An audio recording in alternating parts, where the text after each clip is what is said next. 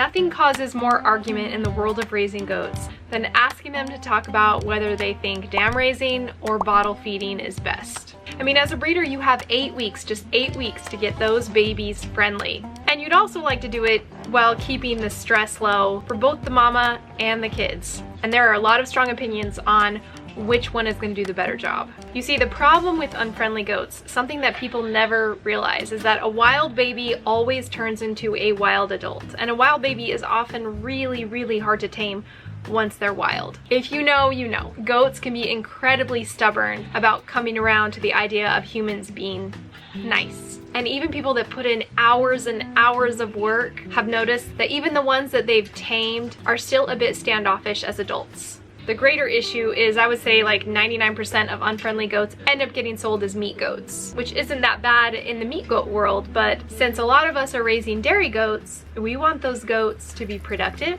friendly, and easy to train. So as a breeder, you know you've got 8 weeks, just 8 weeks to get those babies friendly and do it in a less stressful way.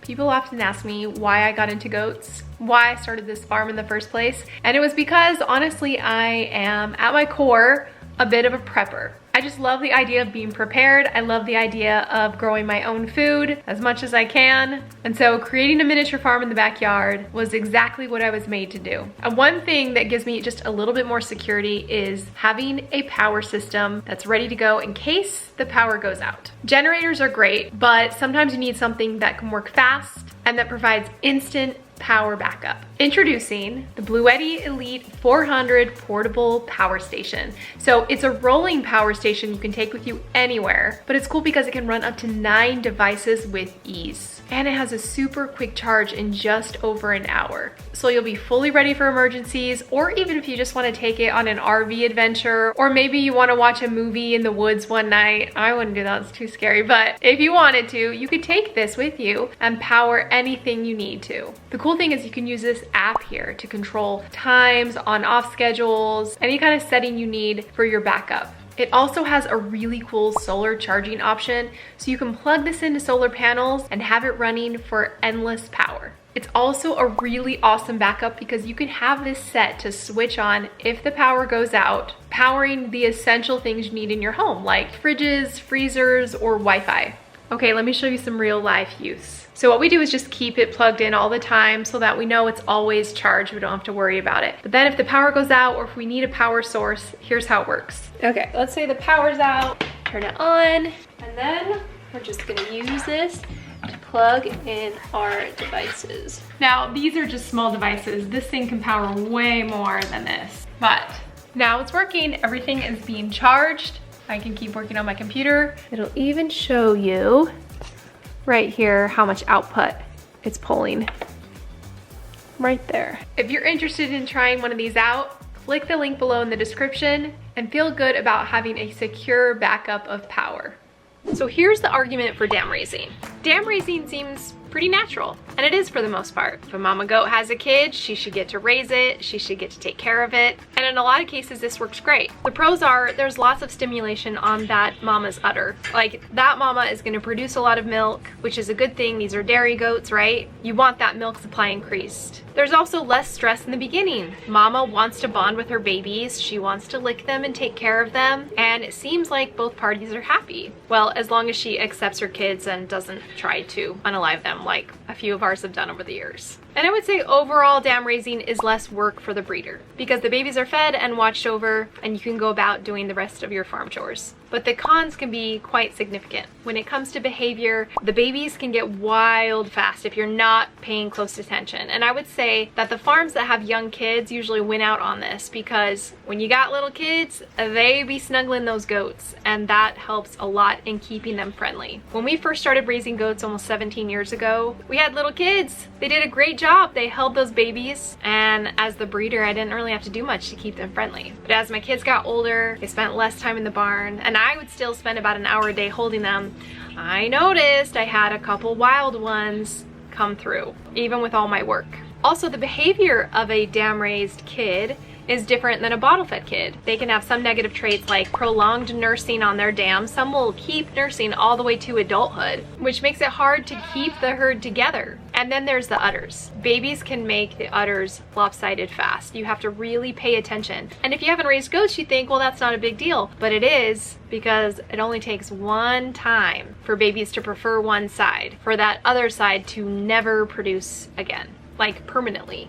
And I would say that babies can be quite hard in the udder. They can chew and bite the teats. They can punch the udder down pretty hard, causing some damage. So you really have to pay attention for that as well. When you're dam raising, you have to think about disease control as well. Because once a baby's born and it's spending time with this mama, babies love to put their mouths on everything. And then there's a lot of poop that mama's putting out every day, and lovely little parasites for the babies to put their mouths on. So you have to think a little bit more about things like coccidia exposure, parasite exposure, and then on top of that, communicable diseases that can lay dormant in goats and then sort of get passed on to their kids and pop up and cause all sorts of issues. So you have to think about that factor as well. And sometimes when you let your whole herd raise all their babies, you can have a lot of fighting, both between the mamas and then the mamas kind of bullying some of the other little kids. When it comes to separation, because it has to happen eventually, right? At 8 weeks, babies are gonna leave from your home.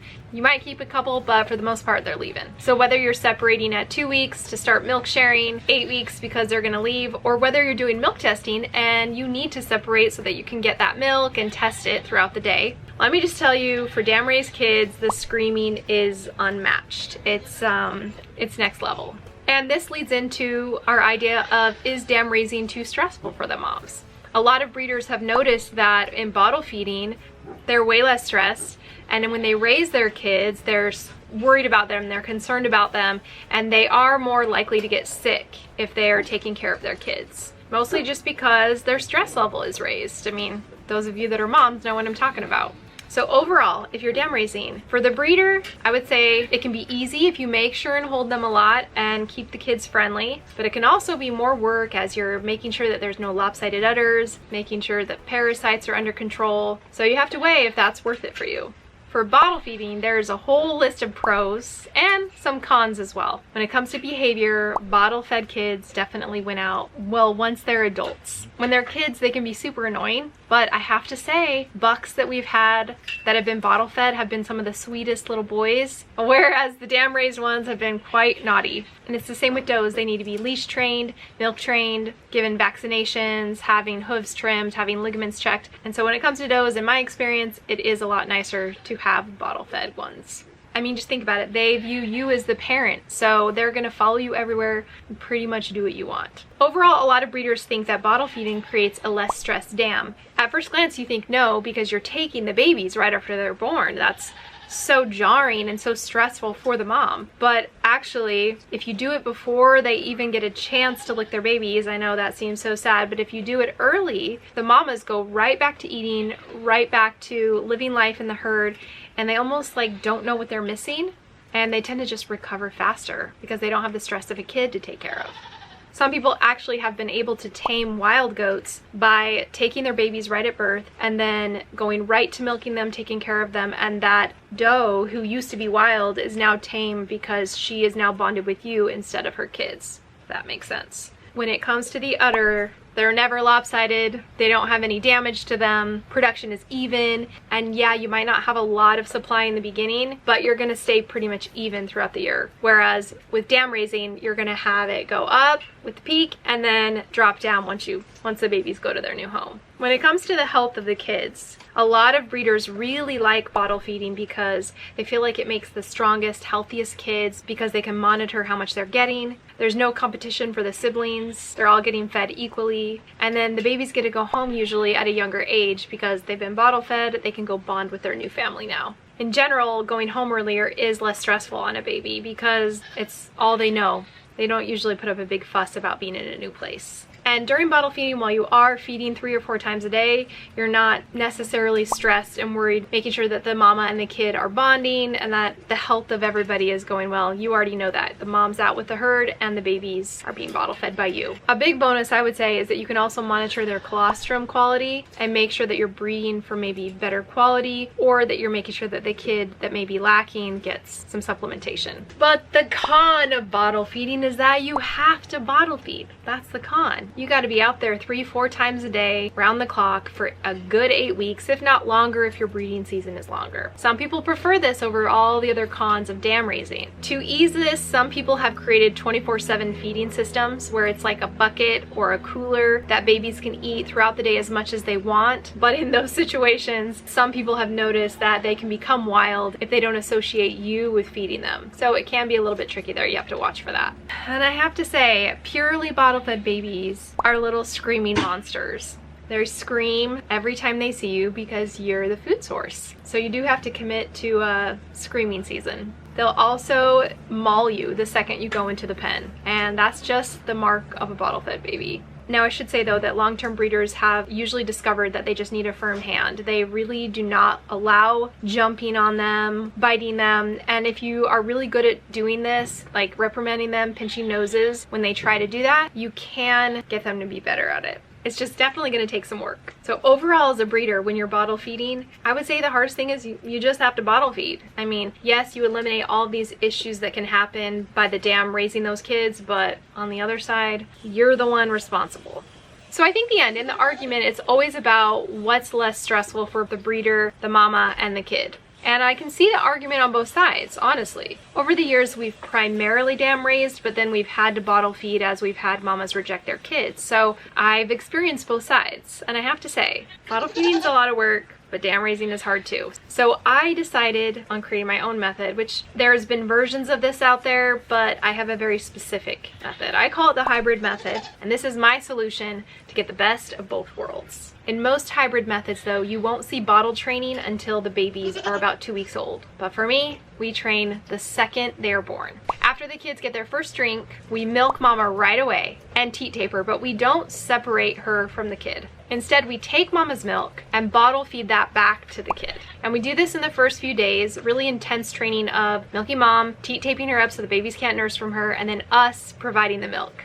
This gets them trained to the bottle fast, but keeps the bond between the mamas and the kids. So udders are milked from day one. There's no chance of lopsidedness. After that initial training is done, we split rearing the kids. So we will milk mama out every morning, feed one bottle back to the kids, and then let mom take care of them the rest of the entire day. This makes kid raising a breeze, in my opinion. And I think you just get the best of both worlds. The reason why I love this hybrid method, and I think the biggest benefit to it, is the freedom. So when kidding season starts, it's chaos. You have a lot going on. Not only are you trying to be there for every birth, you're also training new moms up to be milked. You have a lot more chores added to your plate. And one thing I've always tried to do when having our farm all these years is that I want to maintain my freedom to be able to leave if we need to. A few years ago, we had a family emergency where my son was in the hospital for a month, and that happened during kidding season, which was really, really hard because while I was worried about him in the hospital, somebody still had to do the chores here at home. I couldn't let the animals suffer and die because we had this emergency. So that's kind of the main reason why I love the hybrid method, because while the babies are still being raised by their moms, they're also still being fed one bottle a day from us. But if there was a situation where we had to leave, mamas could take care of the babies for a few days and it wouldn't be a problem. Another pro to this method is you have happy mamas and babies. Nobody's stressed out. Moms get to raise their kids, but they don't have to raise them all the time. They get breaks. Kids get to be with their moms, but they also associate us with food, so they'll run towards us, they'll eat from us. And overall, I would say there's just less stress, less screaming, less chaos. So if you raise goats, let me know what you think and what your experience has been. For years, I swore that dam raising was the best, that you could always create friendly babies, until I started to have some wild ones come through. In the end, I think it's really important to understand the reasons why breeders do the things they do, so we can understand there's not really a right or wrong way. People are just doing it based off of their lives, their schedules, what makes sense to them, what works for them, what makes their goats happiest and healthiest. And in the end, that's what matters. So I hope you guys all have a wonderful weekend, and we will see you next week with hopefully some baby goats pretty soon. I think we're about like 10 days away, so it's getting real.